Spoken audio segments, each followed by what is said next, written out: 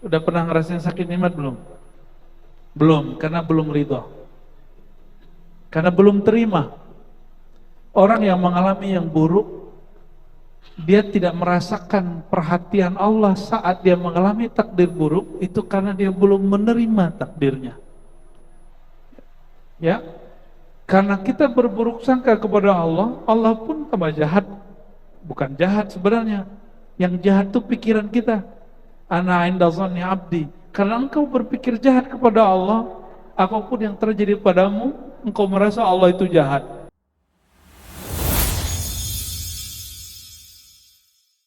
Saya mau tanya, kalau kita sakit, itu takdir baik atau buruk? Baik atau buruk? Beneran nih baik. Karena udah ngaji di Sunda Kelapa nih bilang baik. Coba kalau kita sakit rasanya enak apa nggak enak? Itu maksud saya. Nggak enak loh? Nggak enak. Berarti takdirnya nggak enak. Itu disebut murrun. Takdir yang nggak enak. Kalau nggak ntar dikasih sakit terus loh. Oke? Sakit yang nggak enak itu,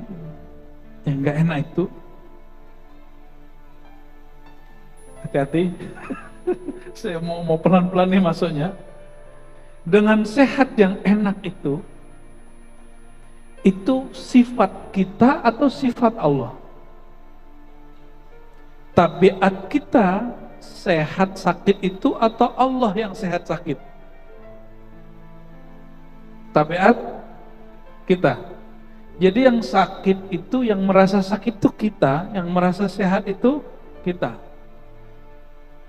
Orang yang bekerja di dunia kedokteran, nah nanya nih Pak Dokter nih, kalau gak ada orang di rumah sakit, gak ada orang yang datang ke rumah sakit, gimana Pak Dokter? Gimana nasib para dokter? Gimana nasib orang-orang yang bekerja di dunia kedokteran, di dunia farmasi? Jadi sakit itu mungkin gak enak bagi yang sakit, tapi itu baik bagi orang yang bekerja untuk yang takdir hidup dia memang di situ. Ya, mulai connect. Berarti baik dan buruk itu relatif di sini, sedangkan kadar itu objektif dari Allah Subhanahu wa Ta'ala. Gajinya sama, rasa syukurnya beda nggak? Ya, karyawan UMR atau lebih, tapi cara dia menerima itu beda. Kenapa beda? Tergantung dia kenal Allahnya beda. Maka Sayyidina Musa bertanya kepada Allah, ya Rabb, syakaraka Adam, wa ma syukruhu wa kaifa syukruhu. Ya Allah, Sayyidina Adam, kakek kami mensyukuri engkau. Engkau sebut ia hamba yang bersyukur. Bagaimana cara ia mensyukuri engkau? Apa jawaban Allah Ta'ala? Nabi Adam kan tiktokan sama Allah, dan Nabi Musa juga tiktokan sama Allah. Jadi bagi-bagi cerita. Apa kata Allah? Ya Musa, Adam itu kalau mendapat apapun, mengalami apapun, dia menganggap itu dari Allah. Dia menganggap itu dari Allah. Orang sakit, orang sakit, dia bentar-bentar nyebut nama Allah, ya Allah gitu. Ya Allah, ya Allah, itu bagus atau baik? Bagus atau baik? Bagus. Betul nggak? Orang yang gagal selama ini dia terus sukses, terus tiba-tiba dijatuh sesaat, dan itu runtuhnya luar biasa. Akhirnya dia sering datang ke sholat ke masjid, dia sering tahajud, dia sering muhasabah diri. Itu bagus atau tidak? Ya, maka Ibnu Athaillah radhiyallahu ta'ala anhu mengatakan apa? Jika engkau tidak mengenal kebaikannya saat nikmat itu ada, dia akan menegurmu dengan ketiadaan nikmat. Pilih mana? Pilih mana? Ya. Nggak bisa milih kita. Kita hanya bisa usaha tapi Allah yang memilihkan untuk kita. Maka bab takdir ini ada kaitannya dengan rohani, yaitu dua bab, yaitu syukur, sabar, bahkan ada tambahan ketiga, ridha. Ridha itu gabungan dari syukur dan sabar. Ridha itu rela. Orang yang sakit, lalu dia menerima sakitnya, dia akan merasakan sakit itu nikmat. Udah pernah ngerasain sakit nikmat belum? Belum, karena belum ridha. Karena belum terima. Orang yang mengalami yang buruk, dia tidak merasakan perhatian Allah saat dia mengalami takdir buruk, itu karena dia belum menerima takdirnya. Teori doang, ya saya akan ngalamin. Ya, takdir apa yang terburuk yang antum alami, mungkin saya lebih dari itu. Ya. Oleh karena itu, Al-Imam Al-Qushairi ditanya mengenai ridha. Kalau syukur, kita pada senang dikasih nikmat syukur. Sabar, mungkin sabar dikasih musibah. Tapi siapa yang mendapatkan kalam ini? Kata Imam Qushairi, para imam terdahulu ulama salafus saleh sepakat mengatakan bahwa ridha itu istiwaul murri wal hulwi.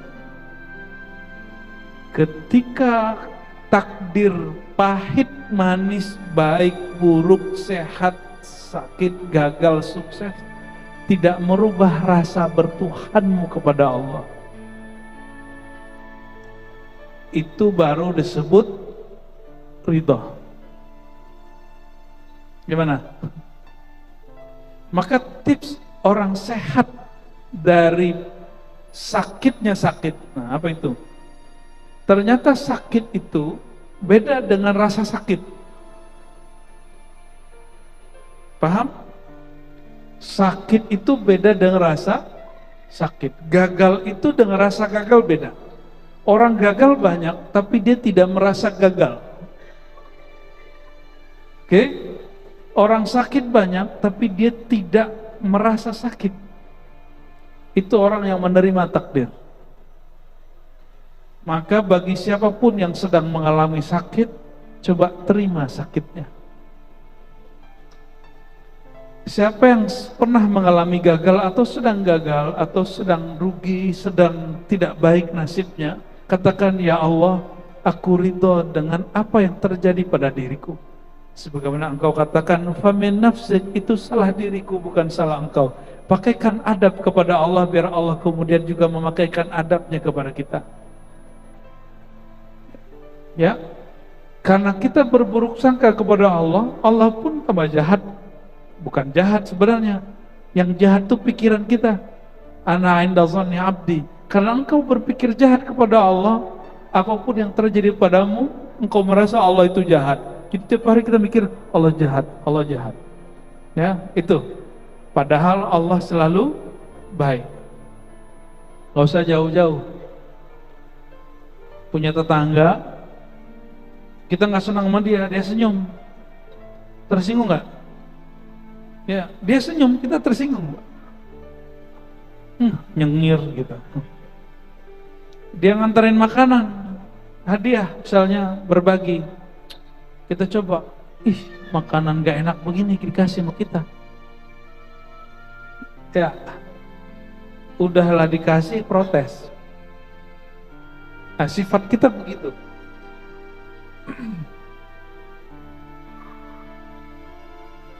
Takdir itu pemberian anugerah dari Allah. Anugerah dari Allah.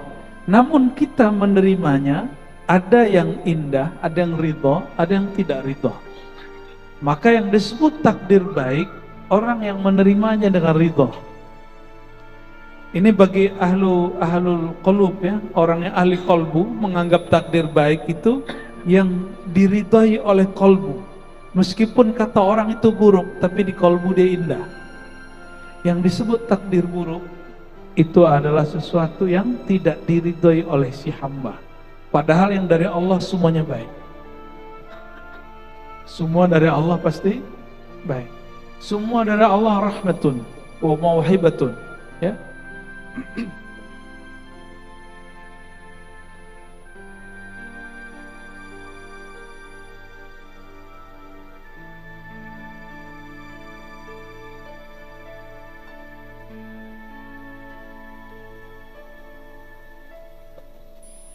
Satu kali Ibnu Ad-Dailami mendatangi sahabat Nabi Ubay bin Ka'ab. Apa kata dia? Waqa'a fi nafsi syai'un. Wahai Ubay, saya gelisah mengenai takdir. Apa yang dia pikirkan? Allah kok begini ya gitu. Allah kenapa menakdirkan aku begini? Kalau orang-orang berbicara tentang Islam dalam kacamata global, jika cara bacanya tidak punya ilmu, maka teman-teman ini akan selalu ngomong ini, Islam lagi mundur, Islam selalu dizolimi, gitu ya. Itu antum kena tuh, udah kena tuh otaknya. Ya, saya termasuk orang yang tidak suka dengan cara pandang begitu. Islam sedang zolimi. Nggak ada. Al-Islam ya'lu wa la yu'la alaih. Islam itu selalu tinggi dan gak pernah di bawah. Islam tidak pernah dizolimi karena Islam itu suci, Islam itu qadim, Islam itu di sisi Allah. Mana ada yang qadim dizolimi oleh yang hadis yang baru dicipta. Oke? Islam tidak pernah dizolimi. Hanya orang yang mengaku Islam, dia merasa dizolimi. Paham? Oke, sudah nyambung? Islam tidak pernah dizolimi. Kalau ada orang bakar mushaf Quran, dia tidak sedang bakar Quran, karena ini kumpulan lembaran-lembaran. Dia hanya membakar huruf-huruf yang ditulis di dalam lembaran ini. Sedangkan Quran kalam Allah qadim, yang ada pada zat Allah, mustahil disentuh, mustahil dibakar, mustahil dihina. Yang dihina cuma mushaf. Quran tidak akan pernah bisa dihina. Maka saya ngajar orientalism, kritik kita terhadap orientalisme yang bahas Quran, kita memberikan pencerahan kepada mahasiswa begitu. Ya nggak usah khawatir, nggak usah merasa Islam itu dihina, Quran dihina, biasa aja. Yang dihina itu orang yang merasa Islam.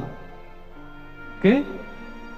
Karena inna din, sesungguhnya din di sisi Allah, indallahil Islam. Kalau di sisi Allah pasti mulia.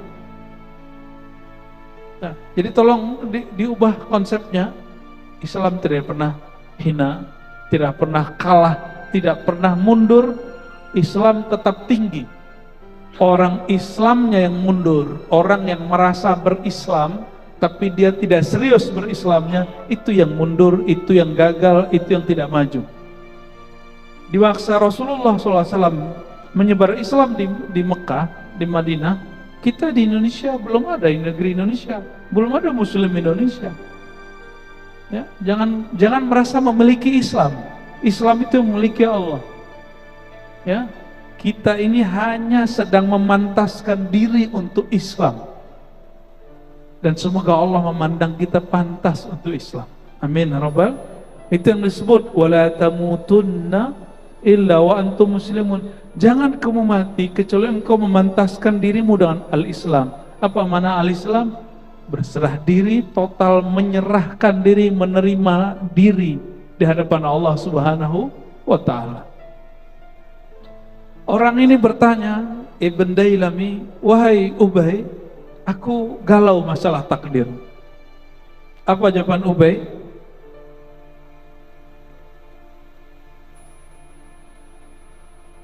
Law anna Allah adzaba ahla samawatihi wa ahla ardihi adzabahu wa huwa ghairu zalimin lahum walau rahimahum. Seandainya Allah menyiksa semua penduduk langit, semua penduduk bumi, Allah tidak disebut zalim. Itu logika sahabat Nabi Ubay. walau rahimahum kana rahmatu khairan lahum min a'malihim. Seandainya Allah memberi kasih sayang kepada hamba Allah di langit dan di bumi, kasih sayangnya lebih tinggi mulia dari amal mereka.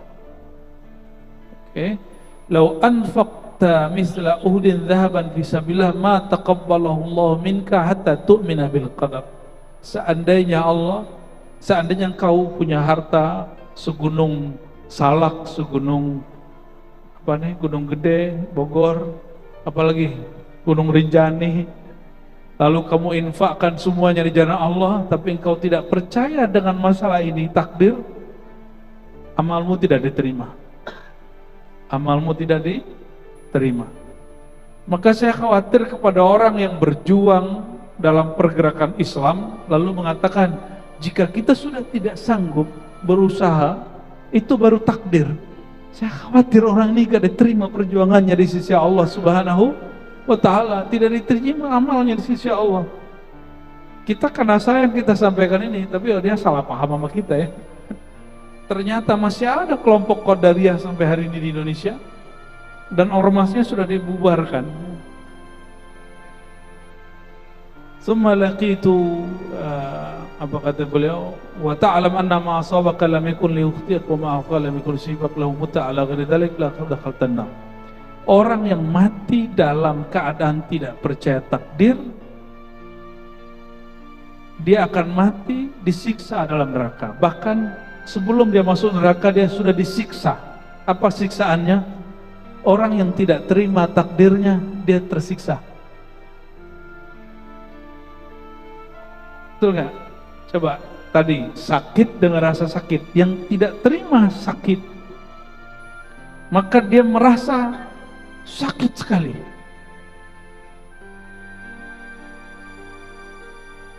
Disenggol orang, nggak terima, gimana? Oh, bisa kemudian turun dari motor ya. Tahu-tahu yang di dalam mobil bodyguard, habislah.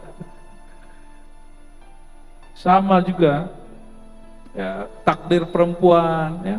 Perempuan ini kan takdirnya Masya Allah. Perempuan itu banyak anugerah kepada mereka. Tapi bagi perempuan yang lain, menikah, lalu hamil, melahirkan, menyusui, ngasuh anak, itu baik apa buruk ibu? Beneran? Apa beban? Beban nggak? Ya, pernah nggak waktu gadis terus melihat teman kita yang sama-sama dulu gadis sekarang punya anak waktu itu, terus bilang, ribet ya punya anak gitu. Ada yang ngomong gitu nggak? Padahal yang punya anak menikmati punya anak. Kejadiannya dianggap buruk oleh A yang melihat, tapi yang mengalami merasa indah. Nah, ini yang dialami oleh para imam kita. Imam Syibli ketika mau meninggal, yang dibaca Allah, Allah, Allah dalam hatinya. Muridnya repot. Apa kata muridnya? Wahai Tuan Syibli, bacalah la ilaha illallah, karena siapa yang akhir kalamnya la ilaha illallah pasti masuk surga. Kata dia, saya sudah bersama yang punya nama itu, ente nggak usah ganggu. Ya, ada yang begitu.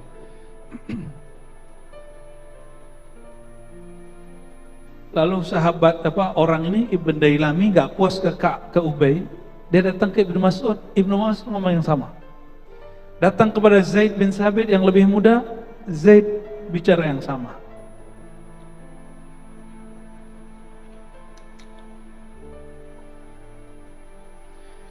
Saya mau tanya, adakah yang terjadi di alam semesta di luar takdir Allah? Ada nggak? Ada? Katanya usaha dulu baru takdir. Adakah satu jengkal di muka bumi terjadi tanpa takdir Allah? Ada nggak? Jika ada orang mengatakan ada, maka dia musyrik. Maka dia musyrik. Berarti apapun yang terjadi, satu detik berlalu, semua dalam takdir Allah Subhanahu wa ta'ala. Oleh karena itu malam ini saya mengajak memahami takdir jangan cuma urusan nasib baik, nasib buruk, tapi takdir buruk bukan. Nah, mohon persepsinya diluruskan. Mungkin kajian begini tidak akan banyak berefek kepada orang, tapi saya berpikir kalau kita mulai dari mana? Dari mana lagi kita akan mulai? Kita mulai dengan kecil-kecil di sini. Siapa tahu keyakinan kita kepada Allah menjadi lebih baik. Karena ini mengamalkan hadis. Mau husnul khotimah? Husnul khotimah itu nggak usah banyak wirid. Serius, nggak usah banyak thariqat. Wirid paling berat itu adalah wirid rohani. Apa wirid rohani? Berbaik sangka kepada kehendak Allah Subhanahu wa taala. Maka dalam hadis yang sahih Imam Muslim dikatakan, janganlah kamu mati, la yamutanna ahadukum illa wa huwa yuhsinu dhanna billah. Janganlah kamu meregang nyawa, berpisah nyawamu dengan badanmu, kecuali hatimu, qalbumu, ruhanimu berbaik sangka dengan semua yang Allah kehendaki kepadamu. Dan baik sangka itu dilatih dari mengatakan aku ridho kepada kehendak Allah. Sudah ridho belum? Saya yakin di badannya ini ada sakit, minimal sakit punggung. Ya, kalau duduk lama sakit punggung nggak? Ya, kesemutan, rematik, asam urat. Ada mulai masuk ke jantung, ada mulai ke liver, pankreas. Yang disalahin nanti siapa ya? Semenjak saya ngaji di Sunda Kelapa, saya jadi sakit gula, gitu nggak? Ya, kenapa? Setiap Senin dan Kamis dikasih makan nama orang Sunda Kelapa. Begitu cara berpikirnya? Alhamdulillah.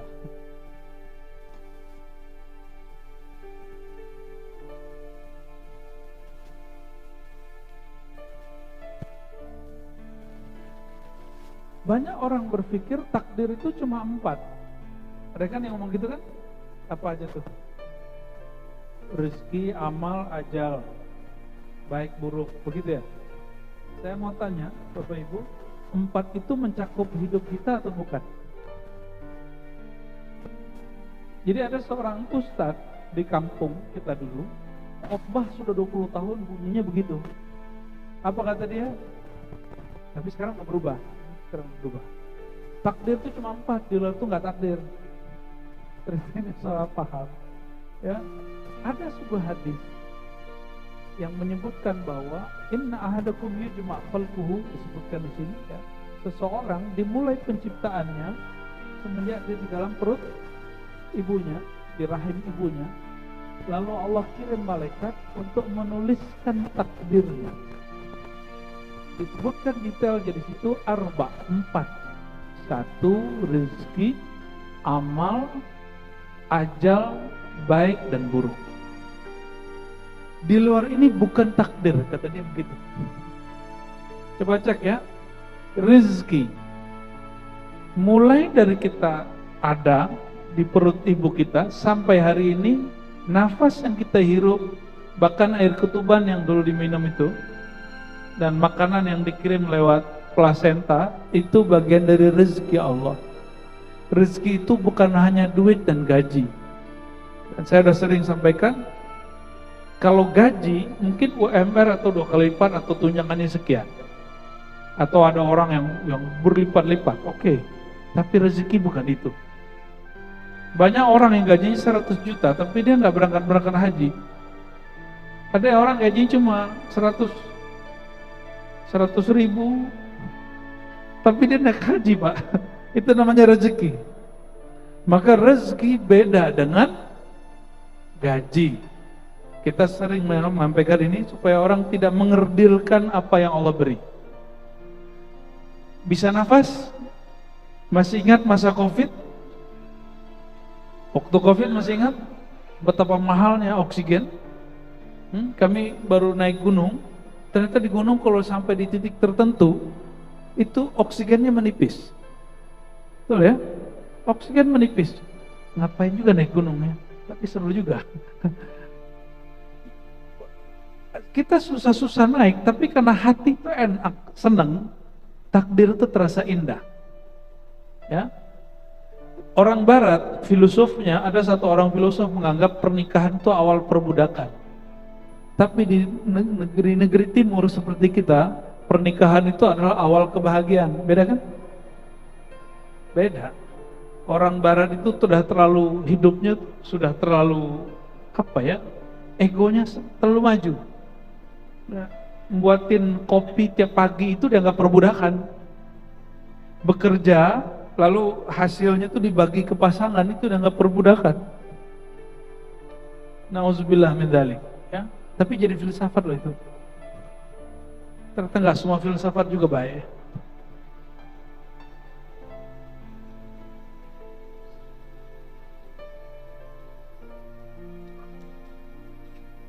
Apa yang ajib dalam kitab ini, Syu'abul Iman, ada yang disebut hadis mimpi. Mau dengar? Ini dalil saya kenapa kita boleh menceritakan mimpi orang tentang Rasulullah atau mimpi kita terhadap Rasulullah SAW, tapi dengan cara yang benar, dengan cara yang tepat. Ya, jangan seperti orang-orang jahil mengatakan, nggak boleh riya, mimpi ketemu Rasulullah nggak boleh ceritakan. Berarti imam ini riya nih. Ada yang mengatakan imam riya? Oke, kita dengerin azan dulu, baru kita bacakan ya. Fadhal. Memperkenankan, mengisahkan tentang jumpa Rasulullah dalam mimpi dan dijadikan sebagai satu ungkapan ibarat yang dapat kita ambil maknanya. Dan isi mimpinya adalah mengkonfirmasi makna hadis tentang tadi. Karena di hadis tadi dikatakan bahwa ada sekelompok orang yang sudah baik antara dia dan neraka cuma satu jengkal, tapi karena sudah ditetapkan takdir oleh Allah, sebelum meninggal dia beramal dengan amal ahli nar dan dia masuk neraka. Ini menjadi membuat bingung daripada Muhammad ibn Yazid al-A'war, guru dari Imam Abu Dawud yang semasa dengan Imam Ahmad bin Hanbal. Jadi ini orang bukan sahabat Nabi, bukan tabi'in, bukan tabi'ut tabi'in. Ini orang yang hidup di abad ke-3 Hijriah, tahun 200-an. Muhammad bin Yazid, guru dari Abu Dawud As-Sijistani, mengatakan, ra'aitu Rasulullah sallallahu alaihi wasallam fil manam jalisan ma'a Umar wa Ali. Aku tertidur lalu bermimpi jumpa Rasulullah SAW duduk bersama Sayyidina Umar dan Sayyidina Ali. Mimpi sampai hari ini sains tidak bisa menjelaskannya, ya. Maka saya tidak menganggap semua teori tentang mimpi dari sains itu dapat diterima, karena mimpi yang dimaksud baginda Rasulullah SAW bukan itu. Mereka menyebut mimpi itu gerak mata yang cepat saat tidur, apa bahasa Inggris itu, rapid movement gitu ya. Itu benar ya, REM. Oke. Itu usaha mereka karena saintis itu melihat secara empiris. Sedangkan mimpi bukan wilayah empirik. Empiris artinya apa? Panca indera, sesuatu yang bisa diraba, yang bisa dipandang secara mata. Saya pernah ngasih pertanyaan, ya. Coba lihat buku ini, kelihatan? Oke. Coba lihat rasa senang di hati, bisa lihat? Gak bisa? Kenapa? Karena rasa senang bukan wilayah empirik. Jadi jangankan mimpi, rasa senang pun itu tidak dapat disaintiskan sampai hari ini. Maka orang cuma kemudian mengatakan, kan sekarang ada cara ngecek orang bohong, ya. Nah, nanti dilihat pupilnya membesarkah atau gimana kah, ya. Itu ada kelemahannya, selalu ada celahnya di situ. Karena orang-orang psikopat bisa melakukan pribadi ganda dan dia nggak ketahuan apa-apa. Jadi masih bisa dimanipulasi. Maka mimpi ketemu Rasulullah SAW, kita ikuti apa yang dikatakan oleh Nabi SAW. Ar-ru'ya as-salihah, mimpi itu bagian dari mubasyarat, kabar gembira dari Allah. Kenapa ru'yal anbiya wahyun? Pada Nabi mimpi itu wahyu, pada wali mimpi itu ilham. Oke, pada Nabi mimpi itu wahyu, pada ulama wali Allah mimpi itu ilham. Ya, berarti mimpi itu penting. Kalau bagi seorang guru mursyid, mimpi itu adalah cara membaca indikator kolbu murid. Orang yang masih bermimpi jorok berarti hatinya masih penuh dengan syahwat kotor, dan dia belum layak menjadi kekasih Allah karena dia masih menyimpan yang jorok di kolbunya, ya. Dan orang yang paling jorok itu orang yang paling banyak menahan nafsunya, dan orang yang paling bersih hatinya orang yang menyalurkannya lebih banyak kepada yang halal. Makanya Nabi SAW mengatakan wa fi bud'i ahadikum shadaqah. Dalam semua anggota tubuh ini ada sedekah. Ada yang senyum nih Bu ya Aldom ini. Jangan salah paham Bu ya. Oke. Paham di situ? Ada orang nggak mau menikah,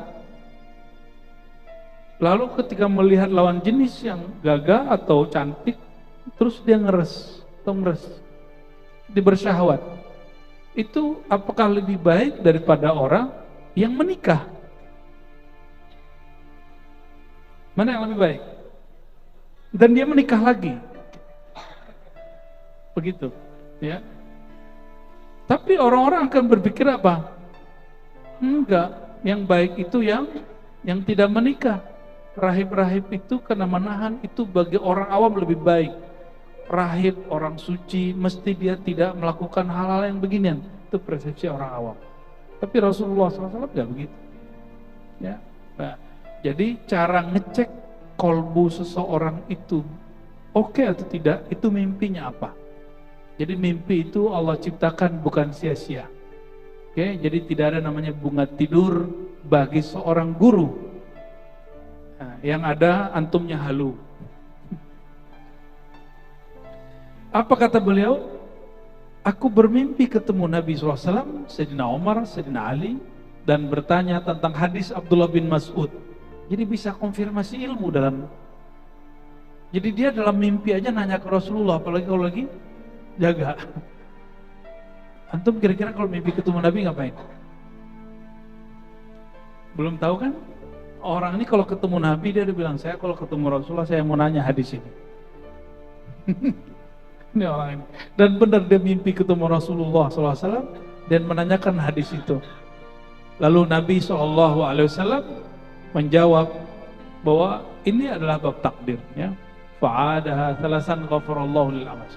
Ya. Oke, saya nggak membahas tentang isinya, tapi hanya ingin menyampaikan bahwa bab hadis mimpi boleh dijadikan satu bahan kabar gembira di dalam kajian, bahkan ditaruh di dalam kitab-kitab yang ilmiah. Ini kitab ini ilmiah bukan? Kitab ini ilmiah menurut ahli hadis karena dia menggunakan riwayat itu yang disebut ilmiah dalam tradisi ahli hadis. Bapak Ibu yang bukan Allah, mungkin bab takdir tidak bisa kita baca semua, ya kita skip dulu, bulan depan kalau umur panjang kita sambung. Namun yang dapat kita ambil dari teks sebelumnya adalah bahwa takdir itu melingkupi semua kejadian di alam semesta. Pintar-pintar cara menerimanya, ya, terimalah dengan ridho. Ada pertanyaan kan? Silakan lihat. Ya.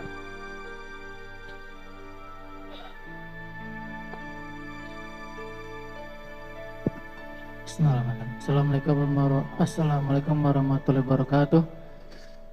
Izin bertanya Buya, ingin menegaskan kalimat Buya barusan yang mengatakan bahwa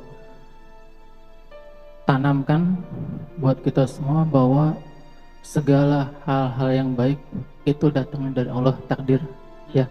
Kalau ada yang kurang baik, itu dari kita. Apakah itu mungkin karena kita kurang? Ya. Ya. Hmm. Hmm. Baik.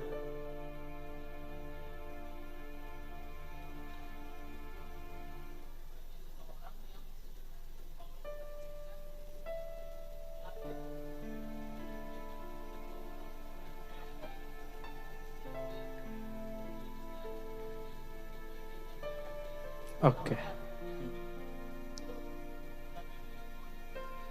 Baik, baik. Dia tidak baik. Baik, baik. Ini pertanyaan bagus. Assalamualaikum warahmatullahi wabarakatuh. Bagaimana statusnya, bukan hukumnya ya? Orang yang punya orang tua tidak baik, terus dia lahir di lingkungan tidak baik dan menjadi orang tidak baik. Bapak Ibu, saudara-saudari yang berkah Allah, betul ada hadis kullu mauludin yuladu alal fitrah. Setiap yang terlahir lahir fitrah, orang tuanya yang akan membentuk dia, atau dalam bahasa psikologi, lingkungan dia yang akan membentuk dia. Betul. Tapi ada disebut dengan baik turunan, ada baik al-kasab, baik yang diperoleh. Ada Islam turunan, ada Islam yang dicari.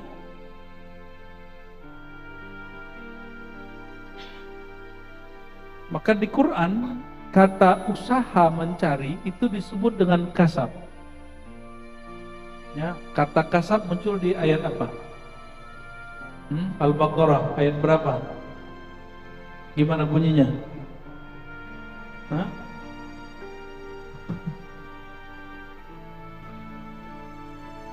Sebelum yang itu, tilka ummatun qad khalat laha ma kasabat, ya, wa 'alaiha maktasabat. Itu umat terdahulu, orang tua kita orang terdahulu. Laha ma kasabat, yang mereka lakukan mereka yang nanggung. Maka tidak ada namanya dosa warisan. Maka saya juga tidak menerima namanya Islam warisan. Tidak ada namanya agama warisan. Agama itu mesti kita yang mencari. Adapun kita terlahir, diazankan, itu anugerah dari Allah SWT, ya, anugerah dari Allah SWT. Tapi kita harus mengisi keislaman itu. Gimana kalau orang tua kita non muslim? Apakah itu takdir buruk? Enggak juga. Banyak kok yang terlahir muslim gak baik juga, korupsi juga. Betul gak? Banyak yang terlahir non muslim gak korupsi, ada juga. Berarti baik itu bukan masalah status agama dia, tapi apa yang dia cari dari kebaikan itu. Itu yang disebut laha makasabat wa 'alaiha maktasabat. Baginya pertanggungjawaban dari apa yang dia usahakan. Maka disebut perbuatan Allah itu disebut takdir, perbuatan manusia disebut kasab. Ini istilah Quran. Laha ma kasabat kasab. Bagi jiwa manusia pertanggungjawaban apa yang dia usahakan lakukan. Wa 'alaiha maktasabat. Maka laha baik, 'alaiha buruk.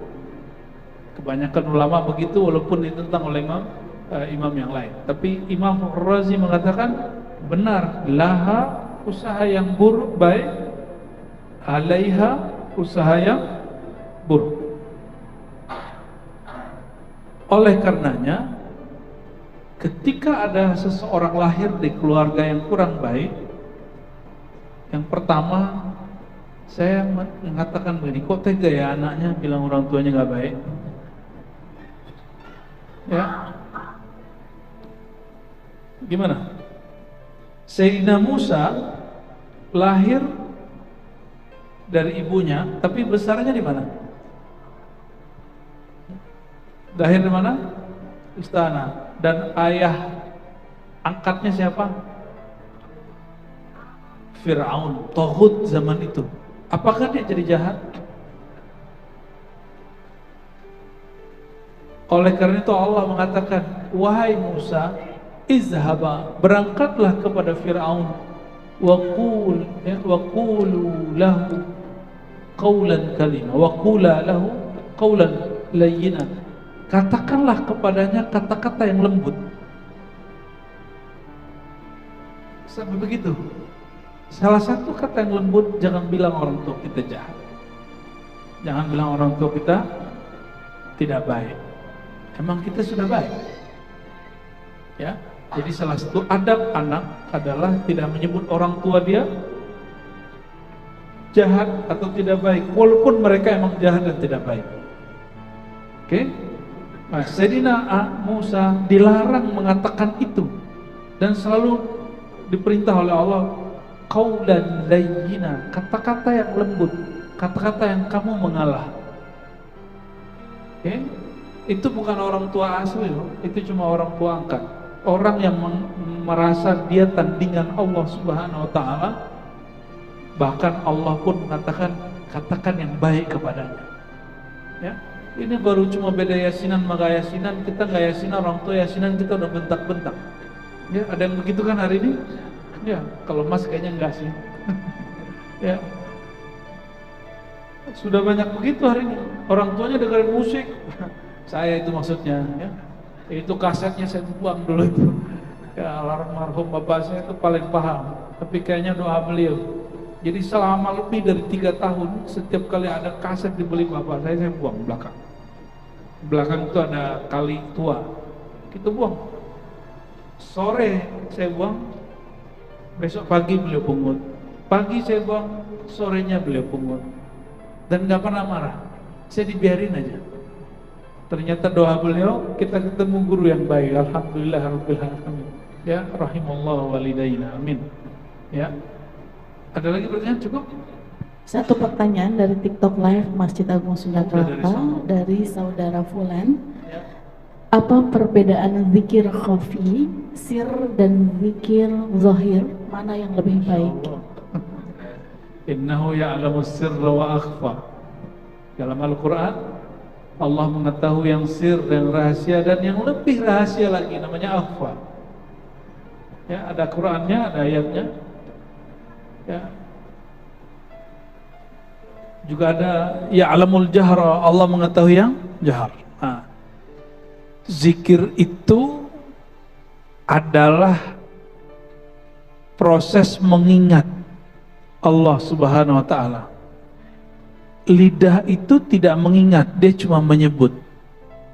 Maka zikir lidah menyebut, zikir kolbu mengingat. Apa yang diingat bukan yang ada di kepala. Maka zikir akal, dia mengenang kebaikan-kebaikan Allah selama di bumi. Karena akal nggak bisa mikirin sebelum lahir. Ada yang tahu apa yang dia lakukan sebelum lahir? Yang ruhnya alami sebelum lahir, ada yang ingat? Kita tidak ingat. Maka diutus para rasul, para wali Allah untuk mengingatkan kepada kita bahwa ruh kamu sebelum lahir di sini itu sudah jumpa dengan Allah SWT. Maka pada hakikatnya zikir itu adalah teringatnya ruh itu kepada yang meniupkannya. Itu dia, itu yang disebut zikir. Adapun zikir subhanallah, subhanallah, itu latihan zikir. Itu latihan zikir 100 kali, maka dia perlu angka. Kalau ruhani dia tidak perlu angka. Jadi kalau ada orang ngomong gini, ngapain zikir pakai angka? Dia berbicara tidak pada tempatnya. Karena Rasulullah SAW mengajarkan zikir latihan pakai angka 33, 25, 10, 100, 70. Jadi angka itu muncul dari hadiratin Nabi SAW. Angka itu latihan. Maka disebut di Quran, uzkurullah, wahai orang beriman, sebutlah Allah zikran katsira, dengan angka yang banyak. Itu latihan. Itu yang zikir jahar. Zikir jahar. Lalu dia ada zikir yang juga berangka tapi dia tidak jahar. Disebut zikir khafi. Zikir khafi. Zikir khafi, zikir yang tidak terdengar oleh telinga ini tapi terdengar oleh telinga batin. Dan dia masih ada angkanya. Makanya di dalam ilmu zikir ada menyebut nama Allah 1000, 7000, itu latihan. Dan itu bukan tujuan. Tapi dia masih disebut latihan, belum zikir yang sebenarnya. Zikir yang sebenarnya ketika rohani kembali memandang kepada Allah Subhanahu wa ta'ala. Nah, ini yang disebut akhfa. Tapi bukan akhfa yang disebut dalam latifah. Latifah ilmu thariqah, 7 latifah, bukan. Akhfa di situ sesuatu yang lebih halus, lebih tersembunyi daripada yang dibayangkan semua makhluk. Jika ada zikir kebayang sama kita, lebih mulia dari itu, lebih tersembunyi dari itu. Ya. Wah, itu 12 SKS itu. Karena zikir ini banyak macam-macamnya, ya. Barangkali itu, ya. Semoga malam ini pengetahuan kita tentang takdir sedikit mulai berubah, naik, ya. Dan tentang al-Islam juga mulai positif. Dan tidak ada lagi pikiran bahwa Islam mundur, Islam hancur, yang hancur cuma orang yang mengaku Islam, ya. Tidak ada takdir yang benar-benar buruk, yang hanya adalah perasaan kita tentang takdir itu buruk. Itu yang dimaksud dengan hadis, engkau percaya kepada takdir, apakah rasanya buruk, apakah rasanya baik. Dan solusinya hanya satu, kul raditu billah, katakan aku ridho kepada Allah, tazuk halawatal iman, kalian akan merasakan manisnya iman, akan merasa bahagia di dunia.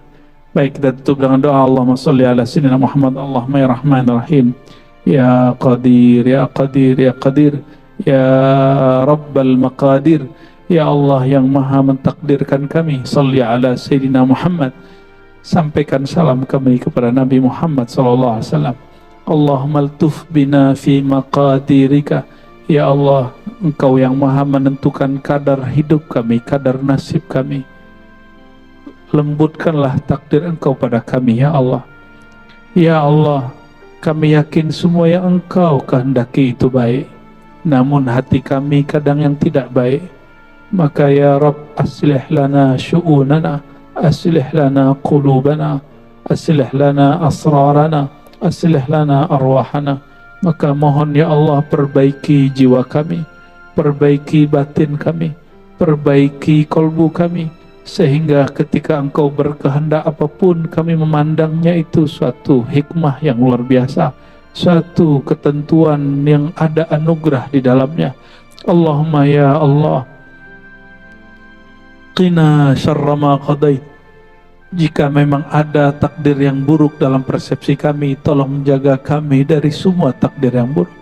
Jadikan takdir kami menjadi takdir yang baik. Wa sallallahu ala sayyidil wujud, sayyidil thaqalain, sayyidil qawnain, jaddil hasanain, wa ala alihi wa ashabihi ajma'in, walhamdulillahi rabbil alamin.